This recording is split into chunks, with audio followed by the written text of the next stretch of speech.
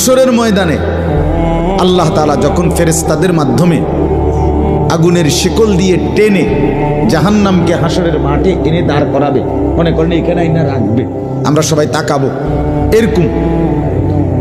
হাসরের মাঠে যখন জাহান্নামকে আনা হবে, এই জাহান্নামের দিকে এক নজর তাকাইয়া হাসরের ময়দানের সমস্ত নাফরমান পাপী বেঈমান আবারও বলবে আল্লাহর কাছে, রব্বানা আখিরনা ইলা আজালিন করিব, আল্লাহ একটু সময়ের জন্য দুনিয়াটা আবার ফেরত দেন, হায়াত আবার ফেরত, সময়গুলো আরেকবার দেন, আরেকটু সময় দেন, নজিব দাওয়াতাক,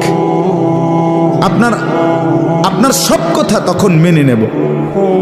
অনাত্তাবিউর রসুল, আপনার রসুলদের আনুগত্য করব। আল্লাহ বলবেন না, না বান্দা,